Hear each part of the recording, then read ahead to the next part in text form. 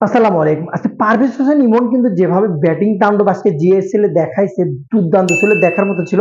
প্রথম যে ম্যাচটা একমাত্র জিএসএল এ কিন্তু বাংলাদেশের কোনো ক্লাব এবার খেলছে না, দুঃখজনক। সবারই কিন্তু আশা ছিল হয়তোবা এবার খেলবে, বাট খেলছে না। বাট সেখান থেকে কিন্তু বাংলাদেশের একমাত্র পারভেজ হোসেন ইমন কিন্তু লাহোর কালান্দার্সের হয়ে কিন্তু খেলতেছে জিএসএল এ। অবশ্যই বাংলাদেশের নজর কিন্তু সেই টিমটার প্রতি অবশ্যই আছে। আজকে কিন্তু ভাইপার্সের হয়ে কিন্তু মুখোমুখি হয়েছিল ভাইপার্স এবং লাহোর কালান্দার, যেখানে কিন্তু পারভেজ হোসেন ইমন মোটামুটি বলা চলে ব্যাটিং তাণ্ডবই চালাইছে আজকে। ছক্কা তিনটা দেখার মতো ছিল এবং চার চার মেরেছে তিনটা। সবচেয়ে বড় বিষয় যেটা, 50টা পায় নাই আজকে, 50 পাইতো, বাট আমি লাইভ খেলা যখন দেখলাম কিছু বল অপচয় করে সিমন, যেগুলো তিনটা ইয়র্কার ছিল টানা দিলে, তিনটা ইয়র্কার যদি লেগ বরাবর, একটু লেগে দুর্বল একটা ফাস্ট বলার যখন প্রচন্ড গতিতে আসে, লেগ ইয়র্কার দিবে আপনাকে একদম পা বরাবর, তখন যে কিন্তু একটু ব্যাটিং এর জন্য মারাটা অনেক কষ্ট হয়ে যায়। জায়গা করে মারার চেষ্টা করছে, অনেকবার পায়ে ব্যথা পাইছে, তার জন্য 50টা করতে পারেনি।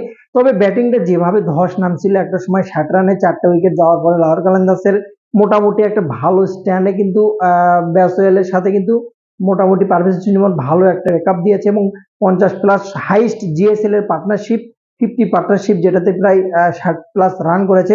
জিএসএল এর ইতিহাসে এত বড় পার্টনারশিপ এখন পর্যন্ত পঞ্চম উইকেটে এখন পর্যন্ত হয় নাই, যেটা পারভেজ হোসেন এবং বাতোয়েল কিন্তু করেছিল। তো মোটামুটি আমার কাছে যেটা মনে হয়েছে, পারভেজ ইমনের যে কামব্যাকটা, এই কামব্যাকটা খুবই ইম্পর্টেন্ট ছিল, দরকার ছিল। যেহেতু প্রথম ম্যাচটাতে ভালোভাবে খেলতে পারেনি, আজকে কামব্যাকটা দুর্দান্ত। তবে ইনজুরি মোটামুটি আহামরি খুব গুরুতর না। ছক্কাগুলো ভাই সত্যি দেখার মতো ছিল। তবে ওপেনিং এ আমি চাইছিলাম তাকে ওপেনিং খেলার জন্য, জানেন টিম ম্যানেজমেন্ট অবশ্যই চাইলে খেলাচ্ছে। যেহেতু লাস্ট পিএসএল এ যদি দেখেন আপনি, ওপেনিং এ কিন্তু পারভেজ ইমন যথেষ্ট ভালো খেলেছিল। তবে যেহেতু সেই ম্যাচটাতে ফখর জামান ইনজুরিতে ছিল, যার জন্য কিন্তু ইমন ভালো করেছিল। কারণ আজকে কিন্তু দুর্দান্ত রান করেছে এবং দেখার মতো, সত্যি দেখার মতো। নেক্সট টাইম নেক্সট ম্যাচগুলো ভালো করুক। লঙ্কা প্রিমিয়ার লিগের বিষয়ে আসি। কয়েকদিন ভিডিও বানাতে পারি না, গ্রামের বাড়িতে ছিলাম, ছুটিতে ছিলাম। ইনশাল্লাহ কালকে থেকে কন্টিনিউ ভাবে ভিডিও বানাতে থাকবো। অবশ্যই সব আপডেট একসাথে পাবেন। কয়েকদিন হলো আপডেট দিতে পারিনি, বিশ্বকাপও চলে গেল, তার পরবর্তী ক্রিকেট নিয়ে কথা বলা হয়নি। তো লঙ্কা প্রিমিয়ার লিগে অলরেডি কিন্তু সোহান, মিরাজ, সাকিব আল হাসান, এবং যদি আপনি দেখেন রিপন মন্ডলের কথা দেখেন, হাসান মাহমুদের কথা, অনেকগুলো বাংলাদেশি কিন্তু অলরেডি খেলছে। তো হাসান মাহমুদ কিন্তু বাংলাদেশে চলে আসে, কারণ অস্ট্রেলিয়ার সাথে টেস্ট সিরিজ আছে, যার জন্য হাসান মাহমুদের জায়গায় রিপ্লেসমেন্ট হিসেবে জিএসএল এ কিন্তু জাফনা কিং, যেটা আমি দেখলাম, আমি জাফনার হয়ে কিন্তু রিপন মন্ডল খেলবে। যে জাফনার হয়ে কিন্তু সাকিব আল হাসান অলরেডি খেলতেছে এবং সেখানে কিন্তু তৌহিদ হৃদয়ের খেলার কথা অলরেডি কিন্তু পাকাপোক্ত হয়েছে। তো রিপন মন্ডল সত্যি অনেক এক্সাইটেড, এবং হাসান মাহমুদের আজকে কথা যতটুকু বুঝলাম যে রিপন খেলার জন্য সত্যি মুখিয়ে ছিল এবং রিপন মন্ডল খেলার জন্য খুব চাচ্ছিল যে লঙ্কা প্রিমিয়ার লিগে খেলার জন্য। তো রিপন মন্ডল যে পরিমাণ ফর্মে ছিল, রাজশাহীর হয়ে যে পরিমাণ ফর্মে ছিল বিপিএল এ, তার ফর্মটা যদি কিছুটা হলে যদি কিছুটা ইফেক্ট যদি সেখানে ফালাইতে পারে, অবশ্যই ভালো একটা কামব্যাক দেবে এবং ভালো একটা বল। আমি আশা করছি লঙ্কা প্রিমিয়ার লিগে যদি রিপনকে খেলানো যায়, ঠিকঠাক ভাবে ব্যবহার করা যায়, পিচের কন্ডিশন যেরকম শ্রীলঙ্কাতে, তাতে কিন্তু বেটার, ভালো ভালো টিমের জন্য কিন্তু মোটামুটি ভালো টিম ওয়ার্ক করতে পারবে রিপন মন্ডল। তো এই হৃদয় শ্রীলঙ্কাতে বরাবরই ভালো রান করেছে। এর আগেও যেহেতু লঙ্কা প্রিমিয়ার লিগে খেলেছে, জাফনার হয়ে খেলেছিল কিন্তু তহিদ হৃদয় আবারও সেখানেই গেছে। এবং তারপরে যদি সরি, আমার একটু ভুল হলো, সেটা হচ্ছে যে আফিফ হোসেন খেলেছিল জাফনার হয়ে এর আগে কিন্তু, বাট তহিদ হৃদয় কিন্তু এবারে গেছে জাফনা কিংসের হয়ে খেলার জন্য, তার জন্য শুভকামনা। অবশ্যই ভালো করুক। মেহেদী মিরাজ অলরেডি টিম থেকে বাদ পড়েছে, তার জায়গায় কিন্তু ক্রিস লিন খেলছে এবং মোটামুটি পারফরমেন্স কিন্তু ভালো করেছে।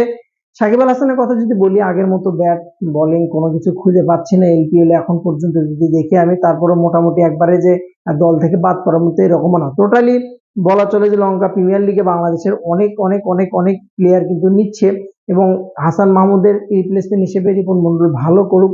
তাসকিন আহমেদের খেলার কথা ছিল স্পেশালি। এবং যদি আপনারা হট করে জানেন, নাহিদ রানা কিন্তু বর্তমানে ইনজুরিতে। তো নাহিদ রানার ইনজুরির কারণে বোলিং সাইডটা কিন্তু বাংলাদেশের বোলিং ইউনিটটা কিছুটা হলে দুর্বল হয়েছে, যার জন্য কিন্তু হাসান মাহমুদকে ডেকে নেওয়া ক্যাম্পে। এবং তাসকিন আহমেদও কিন্তু এলপিএল খেলার কথা ছিল জাফনার হয়ে, এবং সে এলপিএল এ কিন্তু খেলছে না, এবং এলপিএল কিন্তু সে বাদ দিয়ে কিন্তু অস্ট্রেলিয়াতে যাচ্ছে, যেটা কিন্তু অবশ্যই সাধুবাদ জানানোর মতো, অবশ্যই সাধুবাদ জানানোর মতো। কারণ তাসকিনের সাথে বরাবর এরকম হয়, আইপিএল এ যদি কথা বলেন, আইপিএল এ খেলতে না যে সে কিন্তু বরাবরই খেলেছিল এবং দেশের জন্যই খেলেছিল। তো বস অবশ্যই এটার জন্য প্রশংসার দাবিদার তাসকিন। তবে যারা এলপিএল খেলতে গেছে তারা ভালো কিছু করুক। রিপন মন্ডলের কথা যদি বলেন আপনি, মিরাজের কথা বলেন, সাকিবের কথা যদি বলেন আপনি, এখন মধ্যে হাসান মাহমুদ খেলে আসলে যথেষ্ট ভালো পারফরমেন্স কিন্তু করেছে। তো ইমনের কথা যদি বলেন আপনি জিএসএল এ ভালো করতো, বাংলাদেশি প্লেয়াররা আসলে সচরাচর এখন কিন্তু মোটামুটি ফ্র্যাঞ্চাইজি লিগগুলো খেলছে। তো বাংলাদেশি প্লেয়াররা ছড়িয়ে পড়ুক বিশ্ব ফ্র্যাঞ্চাইজি ক্রিকেটে, এতে কিন্তু ক্রিকেটের উন্নত হবে এবং বাংলাদেশি ক্রিকেট টিম অনেক এগিয়ে যাবে। অন্তত বিসিবির যদি জ্ঞান বোধ থাকতো তাহলে অন্তত নাহিদ রানাকে জিম্বাবুয়ের সাথে খেলে ইনজুরি না করালে হয়তো বা এতটা কষ্ট করতে হতো না বিসিবিকে। বেস্ট অফ লাক, ভালো থাকুন। শারীরিকভাবে একটু অসুস্থ, কালকে থেকে মোটামুটি ফুল আপডেট দেওয়ার চেষ্টা করবেন।